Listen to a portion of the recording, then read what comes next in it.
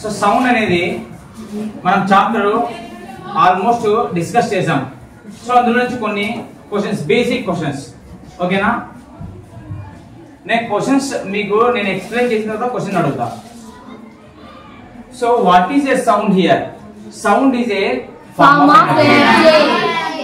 Is it a visible energy or invisible energy? Invisible energy. అంటే sound అనేది మనకు కనపడుతుందా? Okay. So next one, production of sound. How to produce sound? How do we produce sound? Vibration. Sound produced through vibrations. ఓకేనా. ఒకసారి మీరు మీ oval cards ని ఇలా touch చేసి మీరు ఎప్పుడైనా మాట్లాడేటప్పుడు మీరు ఇక్కడ టచ్ చేస్తే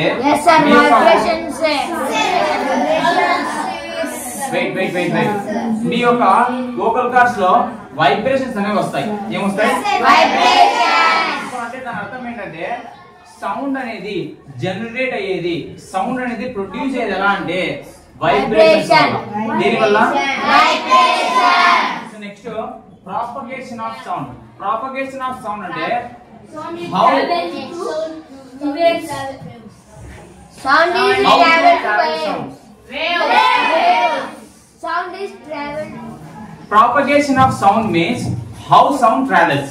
Sound అనేది ఎలా ట్రావెల్ చేస్తుంది? Sound travels in the form of waves. Waves అంటే తెలుసు కదా?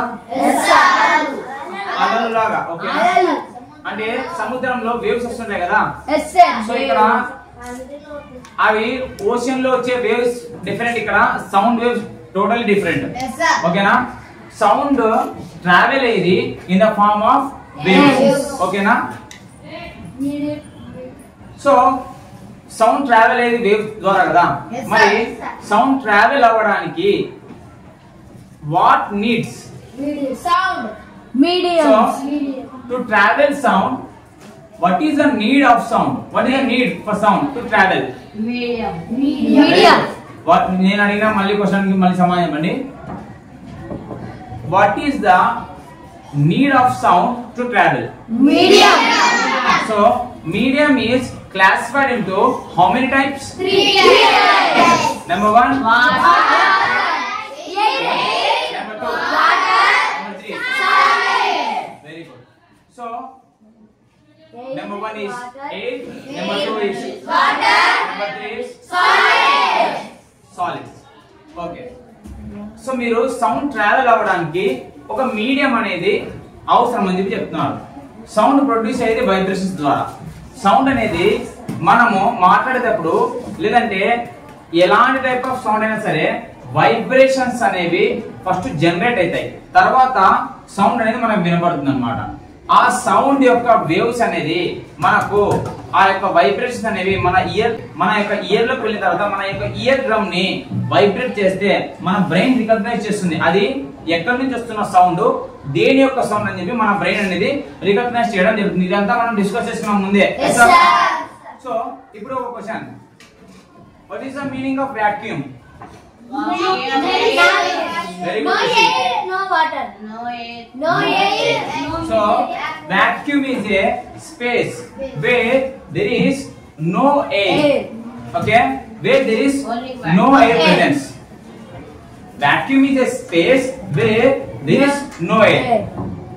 వాక్యూమ్ అంటే ఒక స్పేస్. ఎగ్జాంపుల్ ఇది కూడా ఒక స్పేసే, బట్ మన చుట్టూ ఉన్న స్పేస్ లో ఎయిర్ అనేది ఉంది, ఆక్సిజన్ అనేది ఉంది, కార్బన్ డైఆక్సైడ్ అనేది ఉంది.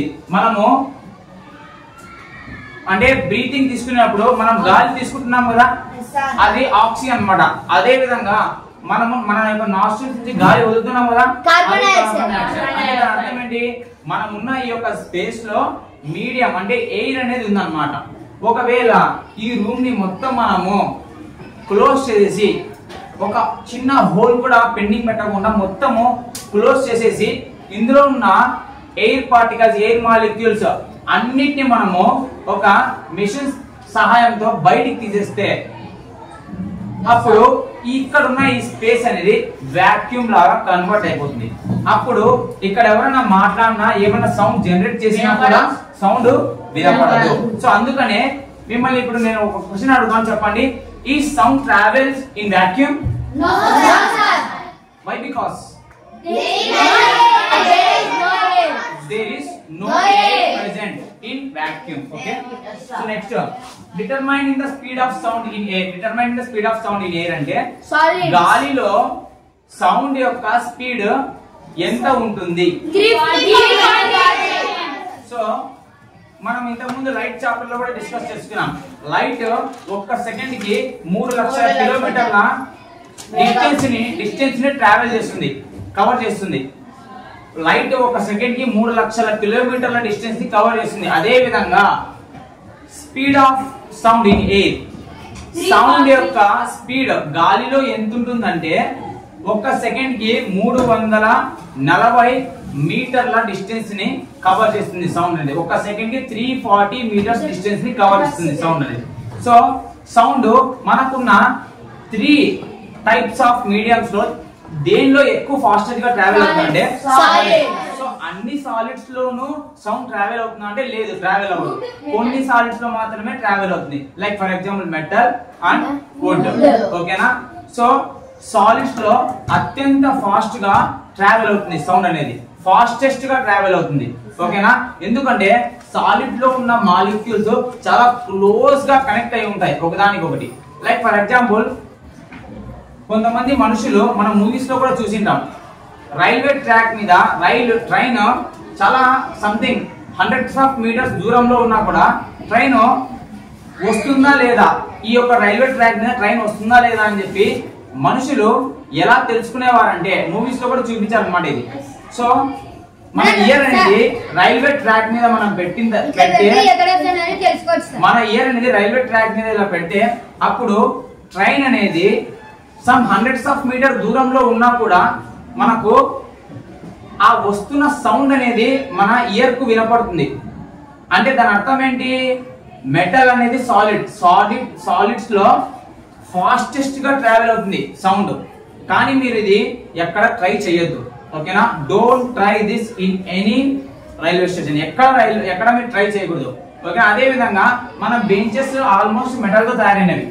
సో ఈ మెటల్స్ మీద మనము ఇలా ఇయర్ పెట్టి ఒకరోజు చిన్నగా ఈ ఎడ్జ్ కి ఇలా టచ్ చేస్తే, ఇలా జస్ట్ నాక్ చేస్తే, డోర్ నాక్ చేస్తే అప్పుడు మన ఇయర్ కి సౌండ్ అనేది వినపడుతుంది. సో అన్ని సాలిడ్స్ లో వినో అన్ని సాలిడ్స్ లో సౌండ్ అనేది ట్రావెల్ అవ్వదు. లైక్ ఫర్ ఎగ్జాంపుల్ కొన్ని సాలిడ్స్ లో మాత్రమే ట్రావెల్ అవుతుంది. Like wood, metal. ఓకేనా. ఇంకా సౌండ్ అనేది సాలిడ్స్ లో ట్రావెల్ అవ్వదు, బట్ సాలిడ్స్ కి తగిలి రిఫ్లెక్ట్ అవుతుంది. సో అన్ని సాలిడ్స్ లో ట్రావెల్ అవ్వదు. ఓకేనా. కొన్ని సాలిడ్స్ లో మాత్రమే ట్రావెల్ అవుతుంది. మరి ట్రావెల్ అవ్వని సాలిడ్స్ ని టచ్ చేసే సౌండ్ అనేది రిఫ్లెక్ట్ అవుతుంది అన్నమాట. ఓకేనా. Next, this was the introduction of your sound chapter. ఓకేనా. మీకు అందరికి అర్థమైందా? Okay, thank you.